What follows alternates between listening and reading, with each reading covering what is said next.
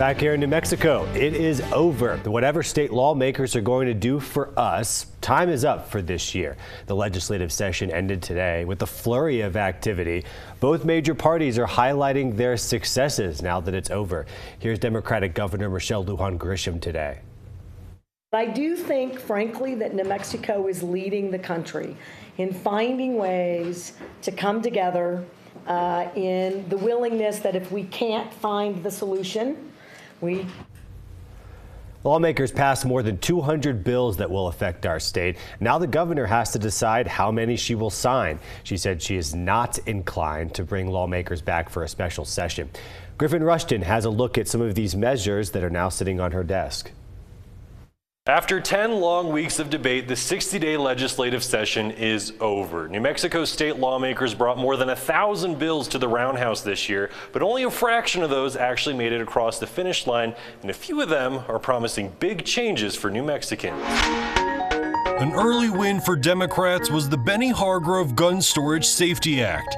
It was one of 2 gun bills that made it to the governor's desk, the other a proposal to prevent so-called straw purchases. I think what we're trying to address is that we have a gun violence issue and that guns get into firearms at the hands of people who should not have them. State lawmakers set aside $32 million to hire new law enforcement officers. They also established the crime of organized retail theft as well as bestiality.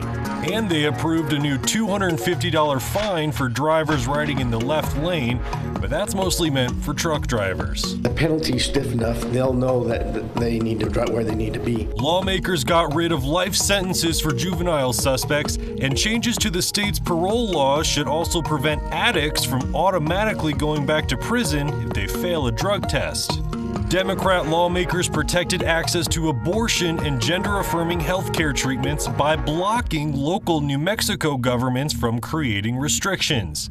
They also protected those providers from out-of-state investigations and approved a $10 million request from the governor to build a new abortion clinic in southern New Mexico. We made sure that our state remains a safe place for all those who seek and provide this health care. New Mexico's doctors are celebrating after lawmakers negotiated a last-minute compromise to a 2021 law that prevented some clinics from attaining medical malpractice insurance. I think that was just a huge win for the state. $20 million was earmarked for rural health care expansion, while lawmakers also made it more affordable to obtain prosthetic limbs and STI tests and treatments. If you're looking for a shining moment for this legislature, look no further than the work that they did in healthcare. The school year is getting a few weeks longer for all New Mexico students, but a $30 million initiative will make sure those kids have a free lunch and breakfast each day.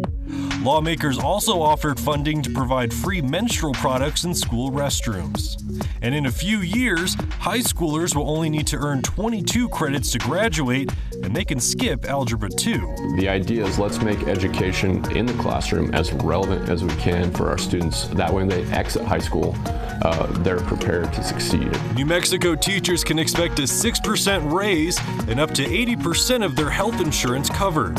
There's also funding to give education assistants a raise too. We delivered strong support for educators so we can recruit and retain the best and the brightest. Sports got some love in the Roundhouse this year. Lawmakers tweaked a law allowing colleges and universities to organize endorsement deals for student athletes. And a sports-focused office is returning to the tourism department.